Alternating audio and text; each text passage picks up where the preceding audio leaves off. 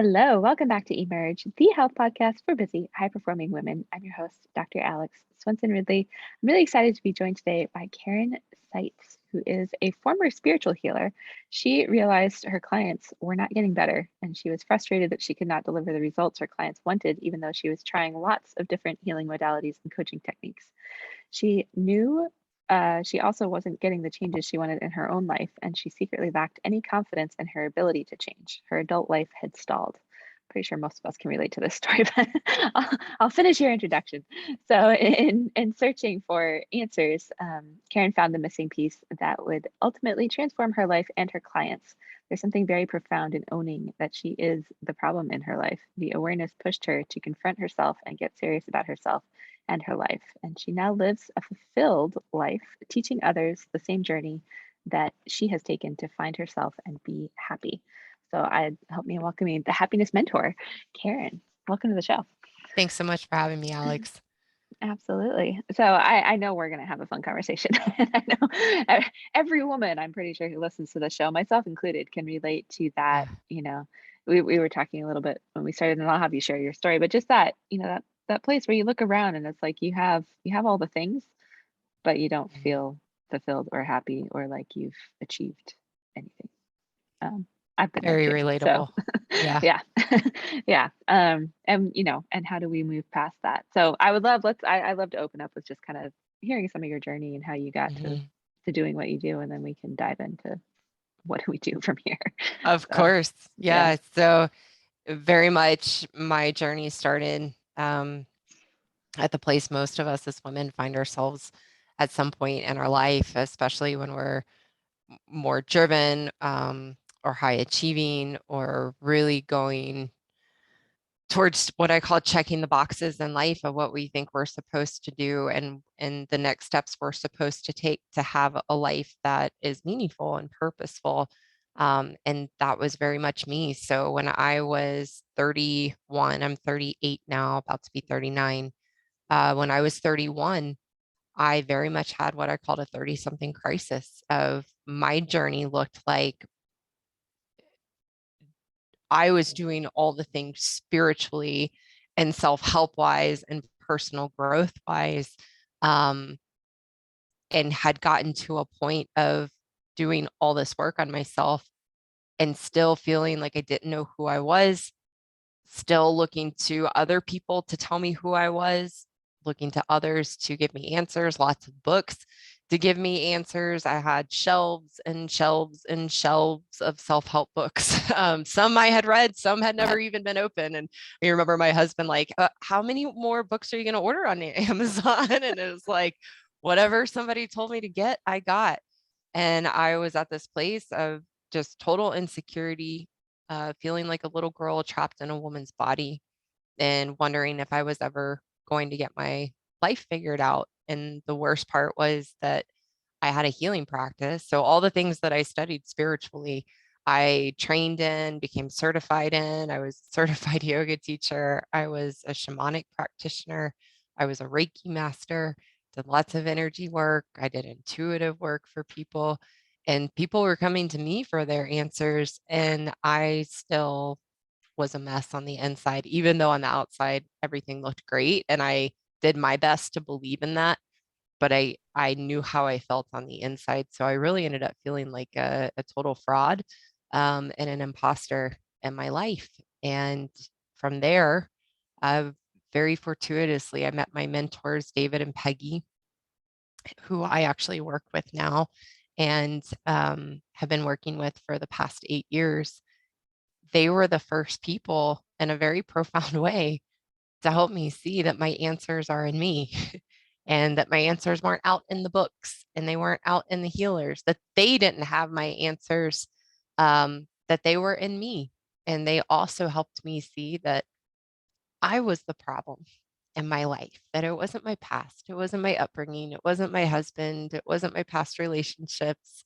Or at that point in my beliefs, it wasn't my past lives that were the problem. It was me and the choices and decisions I was making in my life that caused me to feel unfulfilled, empty, and very insecure on the inside. And that very much began a journey of building a relationship with myself, learning how to be true to myself and to put myself first, not in a selfish way, which I can talk Yeah. more about later, but in a way of being the best version of myself. And now I live a very simple, normal, everyday life. I often say I went from woo-woo to like average, normal, everyday woman, and found the things that are actually true to me and discovered everything I was doing wasn't me. It was everything people had told me I needed to do. Um, and so my life looks very different now, but that's how I got to this place now of being the happiness mentor and working with other women who have a similar story as I do, whether it's spiritual or the career path or the corporate path or the marriage path and the kids path, whatever it is that got them to a place of, oh my gosh, is this my life? And is it ever going to be anything else? And I love to get to show a different way and a different path that I've taken. Yeah, absolutely. Super powerful. And I know we're going to have a really great conversation. I just, when you were talking about like, I am the problem, I just had there's a line in Bridesmaids that Melissa McCarthy delivers that, you're the problem and you're also the solution. I remember that. Is that the part Yeah. where she's like slapping her like Yeah. On the couch. on the Yeah. couch? So not That's to, a classic scene of a movie. I know exactly what you're talking yeah.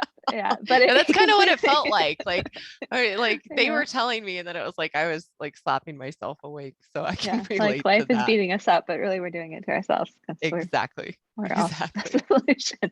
Yeah. So bringing some comic relief into all this. But let's dive in because I think happiness is one of those things that we tend to put things outside of us, like, oh, I'll be Mhm. happy when, or I will be fulfilled when, or I'll get to retire when, or I'll get to take care of myself when. And then Mhm. there's like a thing that has to happen, right? And what so few of us realize, and it sounds like this is a lot of what you teach, is like happiness is a choice Mhm. on a Yeah, deep level. So maybe we can dive into like how do we of get to course. that place where we can let go of all the things. And there's so much. And I've been in a similar situation when I was kind of going through my first marriage ended in divorce. I've talked about it on the show quite a bit, but my ex-husband Mhm. was an alcoholic. And so I was like, I just wanted answers from anywhere. So I was, reading all the books and going to Al-Anon meetings and doing all Mhm. the things. And like ultimately it had to come from me and tapping into intuition. And I know we're going to talk some about reconnecting with ourselves because Yeah, that's where we absolutely. start. But for you, like in your journey, where did you have to start, or Yeah. what do you now work with clients on? Like, where's the first step Yeah, first step. to finding this thing called happiness? Of course. Yeah, because it does. It seems like I kind of one of two things. Happiness seems really ambiguous, Mhm. and or nebulous, I guess might be a better word, kind of nebulous and vague. And Yeah. we live in a culture where a, a lot of what we read or might talk with a therapist about or someone else who is working in the personal growth and personal development arena is happiness is different for everyone. Mm.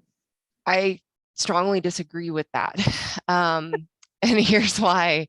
The problem with that is it makes it really it that actually feeds it being very vague and nebulous and hard Yeah. to reach and makes it very complicated when happiness in my experience and what I teach others, once we have a roadmap, is actually very simple and there's a universal solution. And I'm not saying that my way is the right way or the only way.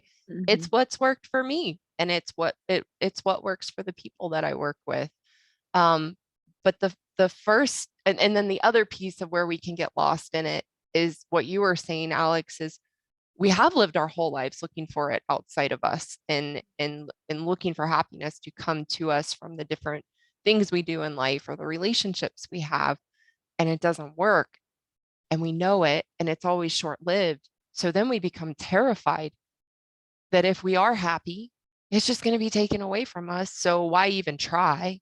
Or we pretend we're happy and have the happy facade, which I call the happy pill, not an actual pill, but Yeah. where we right where we try to see the silver lining and everything and the bright side and just put on a happy face. And that was me. So that's why I think it's so vague and hard to pinpoint. And the first step is really coming down or coming back to what we all know. as adults that we've heard many, many times and read. If, if you're a self-help junkie like I was, we've read it a lot, that happiness is an inside job, that no one and no thing can make you happy. Yet in our human pursuit of happiness, that's exactly where we get trapped. We go to college, we get the degree, then we get the master's, we get married, we have kids, we get the house, we take the vacations, or any version of that. And that pursuit of happiness is the very thing keeping us unhappy, because we are looking outside of us to get a sense of meaning and purpose, to get our sense of fulfillment. So step one is really embracing that it's true. There's no one and no thing that can make you happy. It has to come from within. Then the next piece that I think is really important is even just understanding what happiness is and defining happiness, because that's where we get really confused too. I thought in my journey, I thought happiness was a feeling. So I was constantly chasing the feeling and the emotion of happy, which I wanted to be what I felt like after a great yoga class, that blissed out Zen feeling. And that's what I spent my journey chasing. Like, I just want to get to a place where I feel like that all the time. And then I'm constantly disappointed because that's not realistic. It's not realistic that we're going to feel amazing and blissed out and happy all the time, because that's not life.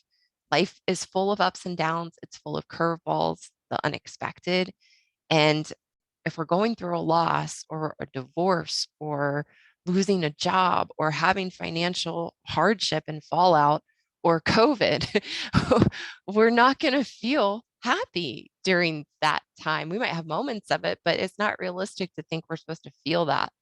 So how I define happy is that it's really a state of being.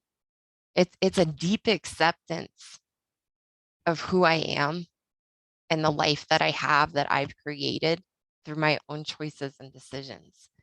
And so how I define that as happy, and I speak in I language, but I'm not talking about myself. It just makes it more powerful if you're listening to say this as you, Yeah, in I language, right? Is I only want to be me, and I only want the life I have, not because of what's in it or the things I'm grateful for, but because I have a deep acceptance of myself and my life. It's a deep contentment and fulfillment in who we are that comes from embracing life, embracing our choices and decisions, and really being here to grow and learn and become the best version of ourselves. absolutely. You and I are aligned on so many levels, but for those listening, you said a couple of things that I think bear just bringing light to and attention to. And one is that we create our lives, right? Like I think many of us can feel like we're at the effect of life, or we are victims, or we place blame, or Yes. all of Yes. this. And so I say this with the caveat of like, no, you didn't create like horrible trauma or any of that. There's Right. circumstances that happen to us, but we get to choose what we do with it, We right? do. And how we live our life. It's like Eleanor Roosevelt says, no one can make you feel inferior without your consent. Like That's a great quote. yeah, we have a choice in how we respond, and what we choose to focus on also, Yeah, um, in we creating our do. life. So We that was, do. yeah. Yeah, and We, it's a lot easier said than done. Like, yeah. Yeah, absolutely. So, it is. and I know we were talking before we hit record. A lot of this is about, the internal work that we have to. It's about going within, and I teach this with my clients as well. Like so much of, I used to do like, oh, the nutrition stuff and all that, because I'm helping women balance hormones, and all that stuff's become like bonus material that they can go through if they want, and it's more about like, what's in here? Like, It let's is. get reconnected to this. And I had to do this. I live so much in my head, and I think most high performing, high achieving women do. It's like we're very smart. And so we intellectualize, and it's like I've always thought I just Mm, process emotions quickly, but it's more I don't feel them.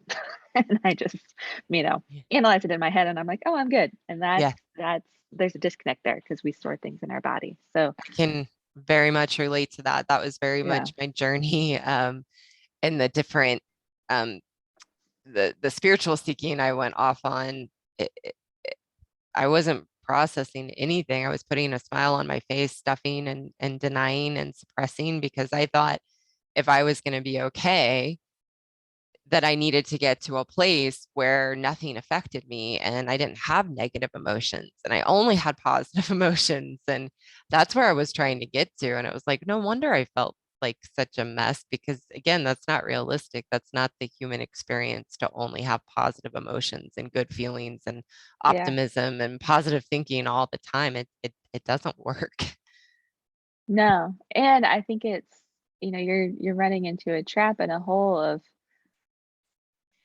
we have to the big thing is we have to honor our emotions, and like they're just because a lot of the things that hurt or are hard or like, and the emotions have vibrational frequencies. So like, things that vibrate lower, like shame, guilt, all of that stuff.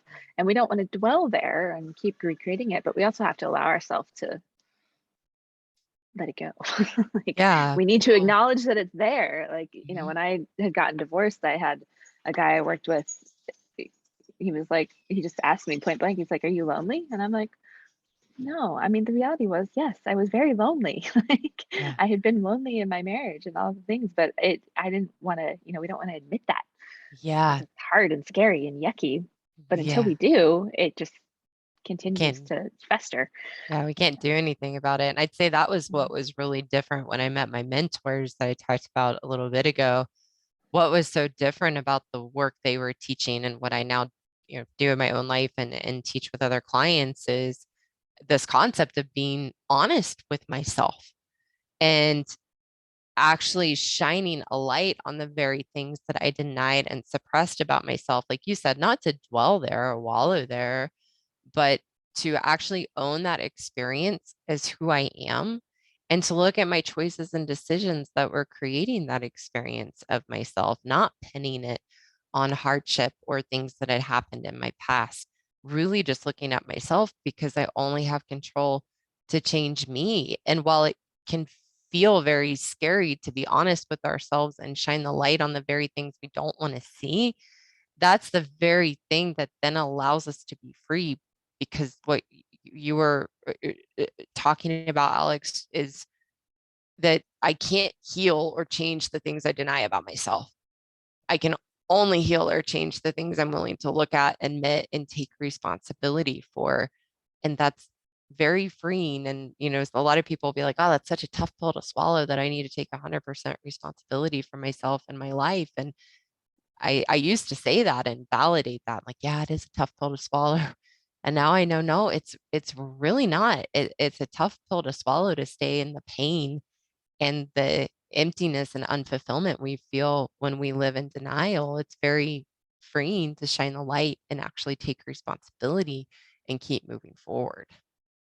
Yeah, I absolutely agree. And for those listening, I mean, it sounds scary, but I can honestly say the moments when I've been willing to Mm-hmm. really look at myself and, Mm-hmm. and a lot of it is perspective shift and a willingness to like ask, what do I not see that I need to Mm-hmm. see? But there's so much power in moving forward and becoming really who we're meant to be. Like all of this is really connecting to who we really are, without, what society says or, what this, group that we followed says or Very just a much. lot of the things that you've experienced as well. So yeah. Um, so in like, and we sort of talked about this, and I've talked about some of the methods and things I've used to reconnect to myself. But Mm-hmm. what things help you? Like, Mm-hmm. I'm certified in heart math. That's a new thing for me. So one of the things is like Mm-hmm. actually just bringing attention to my body, connecting to my heart, or connecting to different areas of my body. But what are some of the things that you've Mm-hmm. employed that helps Mm-hmm. you get out of here and into your body? Here being your Yeah. head, so it's not watching. Yeah. So one of the things that has been really helpful to me, because I was on a path, especially with practicing yoga. I did a lot of breath work with a therapist I was seeing that employed a lot of what might be considered new age or just different techniques than I maybe would have seen with a more traditional therapist. And it was all somatic work getting into my body. And while that could be helpful and not diminishing anyone's experience in that, what I learned is that I still wasn't connecting with me, like the essence of who I am that is not physical or not my body. I still wasn't with me. And the path of what that has looked like are two main things. One, learning how to embrace the ups and downs of life, not running away from them, but actually running into them and making conscious choices in my life to put myself in experiences and opportunities that really allow me to get to know who I am and grow to be the best version of myself. So, an example of that for me uh, was my marriage. When I had that 31 something life crisis, I had been married less than a year, and the fairy tale of what I wanted my relationship with my husband to be that I, hid and suppressed and denied how disconnected I actually was in the relationship, really wanted to run. And had met my mentors around that same time.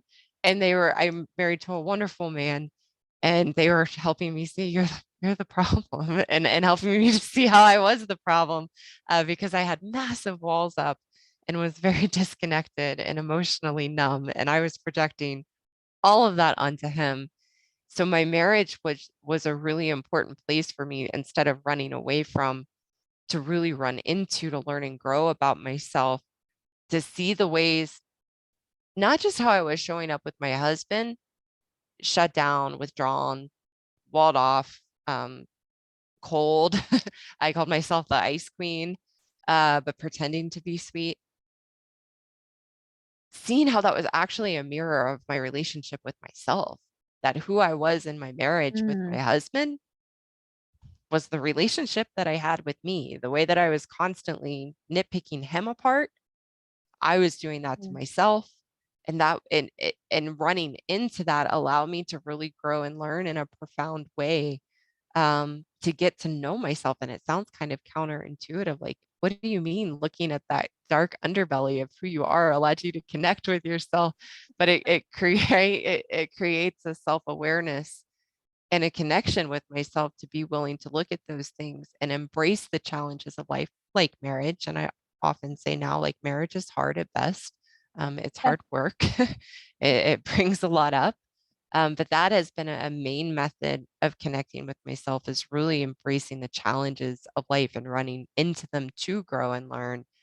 And the other way I would say that is very difficult for us as women is learning how to put myself first, Mhm.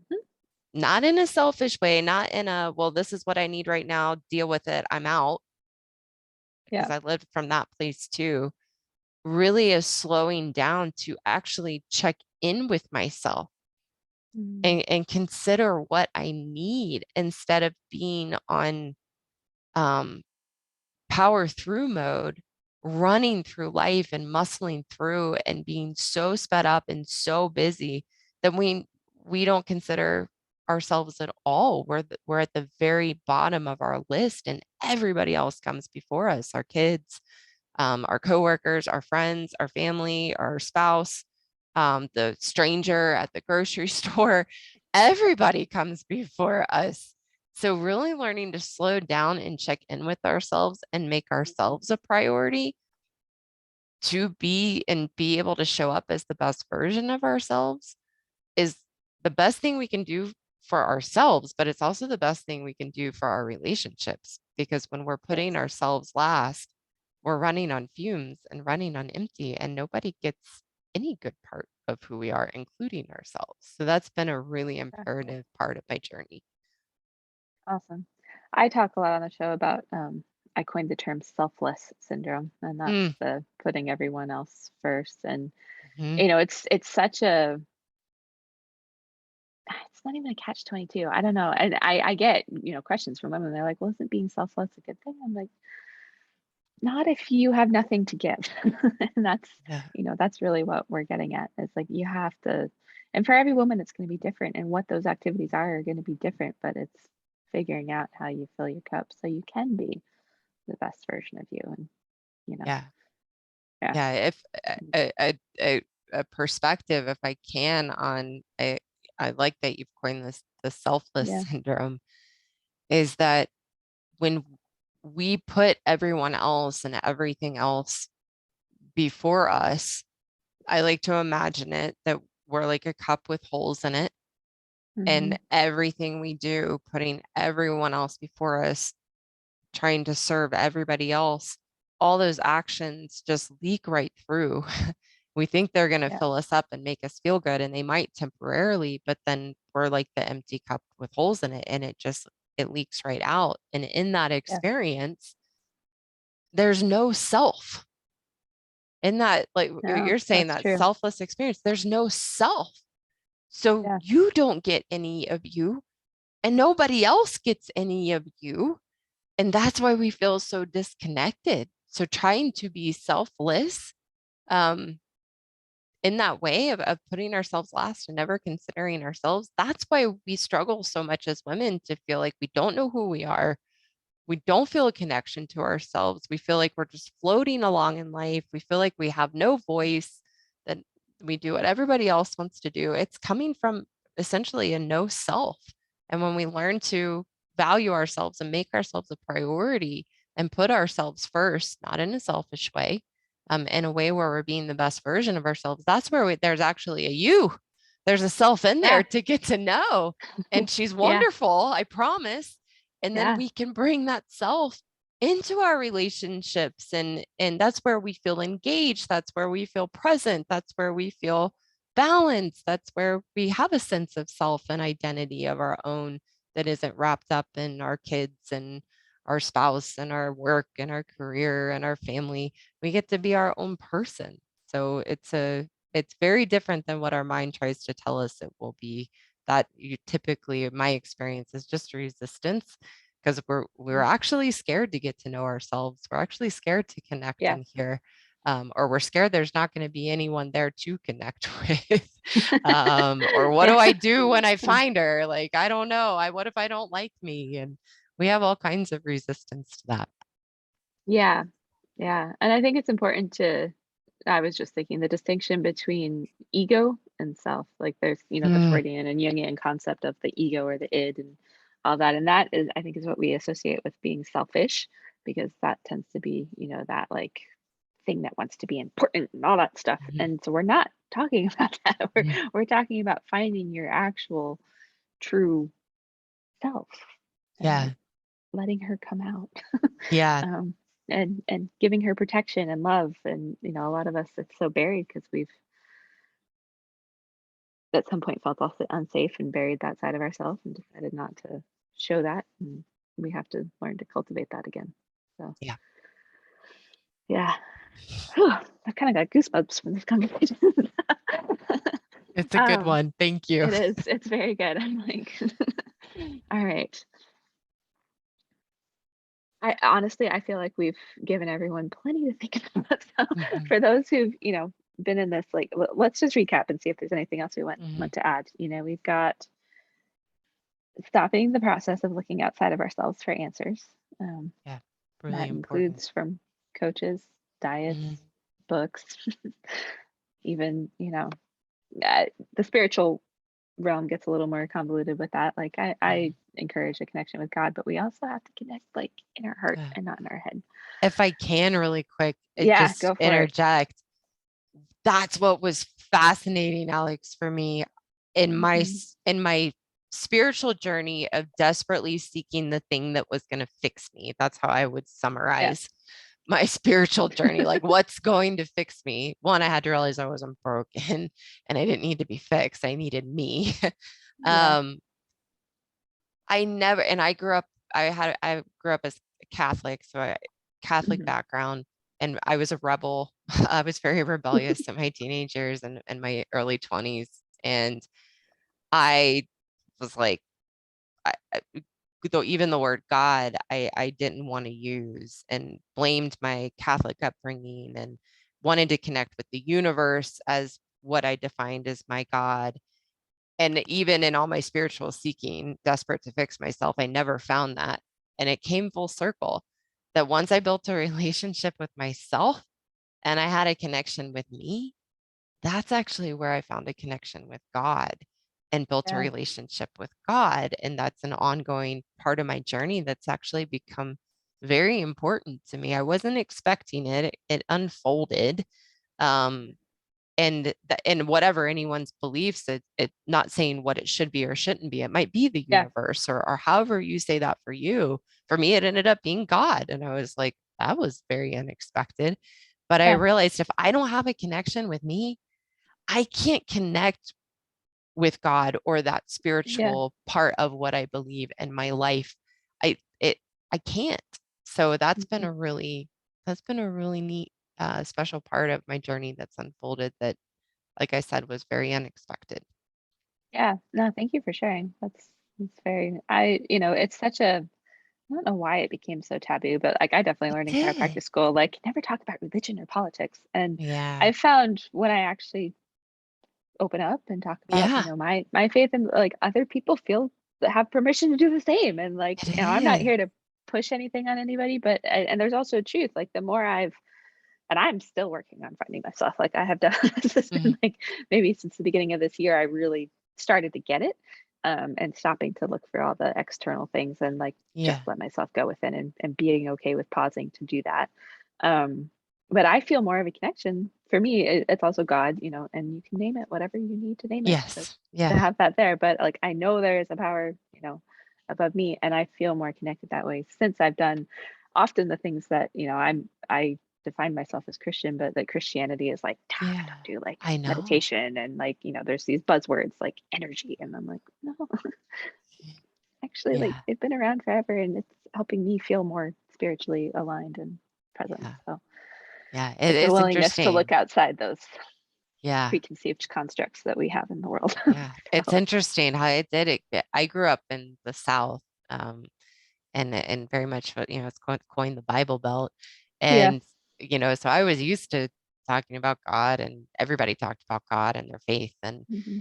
And then somewhere along the line in my early, maybe like late teens, early 20s, maybe the people I was around or the environment I was in, it became very taboo to talk about God. And then I even noticed that in my spiritual circles Yeah. that I was a part of, it was also very taboo to even use the word God. And so it was very interesting when I when I came Yeah. around and like, no, that's the word for me, and that's the I actually am more Christian and didn't realize it's just been fascinating, really, really fascinating. Yeah. Very. And what I love about your story is like you just owned what it is for you Yeah, in finding yourself. Like, and yeah, that is what is so cool about all this is like, and what I really, what drives me is like women really connecting with who we are and owning mhm. it because we are much more powerful and much more capable and all of the things than we give ourselves credit for or So believe. much more, so much Yeah. more, and just that to know, like I said it in the very beginning, like I'm just like I never would have thought it 10 years ago. I wanted to be complicated. I wanted to have all the woo-woo things that for me. And Hmm. now I'm like, I am really simple. I love baking. I live in Colorado and I love going kayaking. I like hammocking. Um, I love what I do for work and in my path. And for some of my clients and people I work with, they once they connect with themselves, they have a deeper connection to their practice of yoga or meditation Hmm. and the other things they do. And I encourage that, and I think it's wonderful. For me, Yeah. I had to see it was all a facade. None of it was me. So like I don't practice yoga anymore. I don't meditate. I don't, not because there aren't benefits in those things or that that's somebody else's path. I just really went off in left field for me and realized, oh, that's I'm not being true to myself. I like the way yoga makes me look and and how I look in my clothes, but I don't actually feel called to that. That's not who I am. So it's really fun to discover who you are and find the Yeah. things that are true to you, whatever they are. And only you can know that in yourself when you're on a path to get to know who you are. But I have to Yeah. say, it's really freeing to let go of the things that aren't actually you and that you Yeah. don't actually like. And it's okay. Like, it's It is okay. okay. And I mean, sometimes it can be a huge, I've talked quite a bit, like I've had identity shifts and crisis Mhm. of my own because I was a chiropractor for 10 years and I listened to that episode. I was okay, yeah. clapping while I was listening. I was like, yes, good for you. Yeah, and like, and I share my journey just to inspire everybody else who listens to this. Like we all have to find that for ourselves. And and there's courage that's needed to make the leap when you're Yeah. comfortable or when you've Yeah. got, what that is. And we can both tell you that you're gonna be fine. You'll be And fine. you do. Yeah. You're Better gonna be than more than fine. fine. You're gonna be More, amazing. more than So fine. And just like it's a huge weight off of letting go of the yeah. things that aren't you. It's so nice. And you find so much energy there because you're no longer like Having to give it draining to your all of that. energy by like trying to Oh do it my all. Yeah. gosh. Yeah. Yeah. Yeah. Very cool. Well, this has been amazing. Yeah. Thank you for It's this been a really nice conversation. conversation. Thank Yeah. you, Alex. Yeah. Yeah. And real quick, how can women connect with you or, Mhm. where can we find you if we want more Yeah. Karyn in our lives? Of course. Of course. My website is ahappinesscourse.com. And Mm, I teach a 10-week course for women to teach you the roadmap to happiness that's worked for me. It's called Awakened Grace. And then also, I have a free class if anyone would like it. I don't have it up on a page yet, but you're more than welcome to email me, and Alex will make sure you have my email address yeah. to put in the show notes. But I have a free master class on how to beat overwhelm and gain control of your life. So if anyone listening would like that, and would like to learn a little bit more about what I teach in that way, then I'm happy to send that to you. Just shoot me an email. Awesome. Now I will Yeah, put links to all great. that in the show notes. But All right. all right. Well, thank you again. This has been Yeah, awesome for me. So I know everyone yeah, else will enjoy. But yeah. yeah, Thanks so much, Alex. It's been great to be here today and a really nice way to spend my Monday afternoon. So thank you. you're welcome.